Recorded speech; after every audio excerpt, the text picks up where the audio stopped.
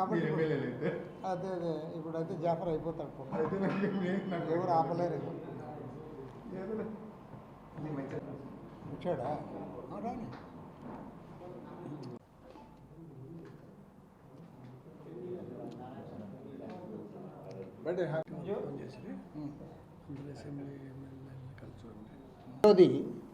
మన జగన్మోహన్ రెడ్డి గారు, నేను YS Vivekananda Reddy murder case అది మాట్లాడకూడదని అనుకుంటా ఉంటా, కానీ అయినా మాట్లాడాల్సి వస్తుంది. చాలా దౌర్భాగ్యం. అరే నీవు పులివెందుల పోయి నువ్వేం చెప్పొచ్చి పులివెందులకు నువ్వు చేశావు, నేను కూడా ఒప్పుకుంటా. జగన్మోహన్ రెడ్డి రాజశేఖర రెడ్డి గారి కాలంలో పులివెందుల అభివృద్ధి అయింది. నువ్వు అది చెప్పుకొని ఓట్లు అడుగు. నువ్వు అది వదిలిపెట్టి ఆడపై నీకైనా సిగ్గుందే? సొంత చెల్లెలు ఏం చీర కట్టుకుందో దాని గురించి మీటింగ్లో మాట్లాడతావా? నువ్వు ఒక ముఖ్యమంత్రివేనా రాష్ట్రానికి? సొంత చెల్లెలు పలానా చీర కట్టుకొని ఇది చేస్తాదని చెప్పి నువ్వు మాట్లాడుతున్నావంటే నువ్వు ఏ స్థాయికి దిగజారావో నేను అడుగుతా ఉన్నా. అదేవిధంగా అవినాష్ రెడ్డి చిన్నపిల్లోడు అంట. ఆయన 10 ఏళ్ళు ఎంపీ, చిన్నపిల్లోడు అంట.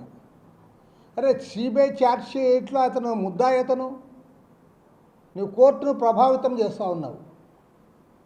కోర్టును ప్రభావితం చేయడానికి ఇలాంటి మాటలు మాట్లాడతాను. అతను అమాయకుడు అంట, చిన్నపిల్లోడంట, నోట్లో వేలు పెట్టినా కరవడంట. అరే అతనే ఒప్పుకున్నాడు, నేను పోయిన తర్వాత ఆ బ్లడ్ స్పాట్స్ అవన్నీ కూడా కడిగారు అని చెప్పాడు ఆయన. ఇంకా అంతకంటే ఏం కావాలా? ఒక ఎంపీగా ఉన్న వ్యక్తి మర్డర్ జరిగిన ప్రాంతానికి పోయిన తర్వాత అక్కడ ఆయన ఎదురుగానే అక్కడ అదంతా రక్తమంతా కూడా కడుగుతూ ఉంటే నువ్వు ఆ రోజు అతను నేనే ఉన్నాను విట్నెస్ అని ఆయనే చెప్తే మా పిల్లోడు నోట్లో ఏలు పెట్టిన కొరకడు, అమాయకుడు, ఆయన రాజకీయ భవిష్యత్తు ఏం కావాలంట. అంటే ఇలాంటి వాళ్ళకి రాజకీయ భవిష్యత్తు ఇవ్వడానికి ఈ రాష్ట్రానికి నీలాంటి ఒక దౌర్భాగ్యుడు ముఖ్యమంత్రిగా అవసరమని నేను అడుగుతాను. పక్కా దాంట్లో అతను పార్టిసిపెంట్ అని ఆయన ఒప్పుకున్నాడు.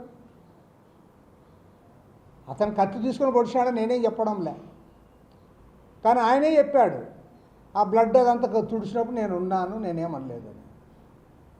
కాబట్టి ఏమంటే ఇది చాలా చాలా ఇదే.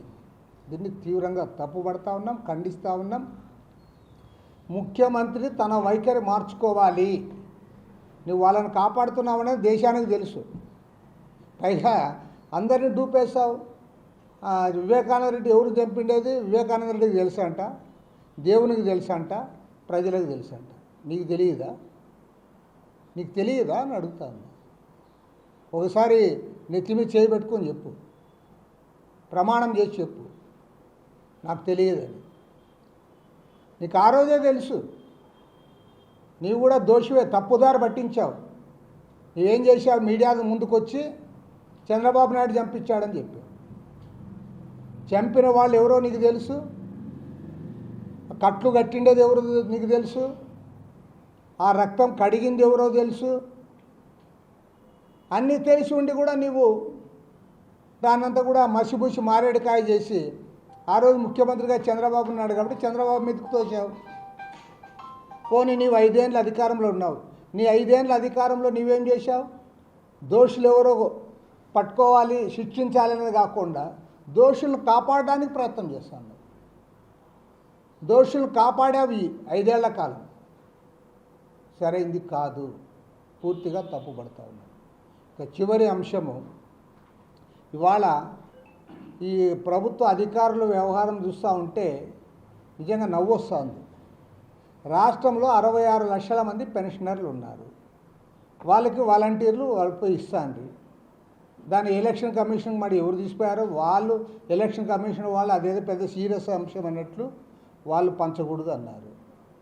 ప్రత్యామ్నాయం చేయాలి కదా, ప్రత్యామ్నాయం ఉంది కదా. 1,26,000 మంది సచివాలయ ఉద్యోగులు ఉన్నారు, 66 లక్షల మంది వీళ్ళు పెన్షనర్లు ఉన్నారు. ఒక్కోరు 50 మందికి ఇస్తే సరిపోతుంది అంతే. అది పెద్ద కష్టమా? దానికి మీరు డ్రామాలు ఆడతారా?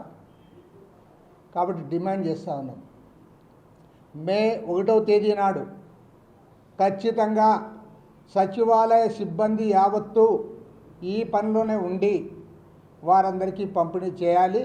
లేదంటే ఆ రోజు కమ్యూనిస్ట్ పార్టీ తరఫున రాష్ట్ర వ్యాప్తంగా ఎక్కడికక్కడ మేము నిరసనలు కూడా చేపడతాం. ఖచ్చితంగా నిరసన కార్యక్రమాలు కూడా చేపడతాం. అదేం చేయలేని పని అని నేను అడుగుతా ఉన్నా. మీ ఒక హాఫ్ డే పూర్తి రోజు కూడా అక్కర్లే, మధ్యాహ్నానికల్లా ఇచ్చేయచ్చు.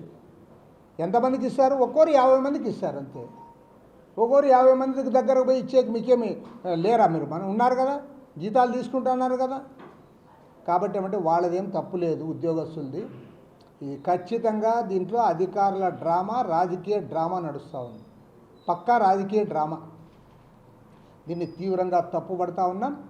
1వ తేదీ నాడు వాళ్ళందరికీ ఇళ్ల దగ్గర పెన్షన్లు ఇవ్వకపోతే మేము అన్ని చోట్ల కూడా ఎక్కడికక్కడ ఎన్నికలు ఉన్నా సరే మా నిరసన మాత్రం ఉంటుంది.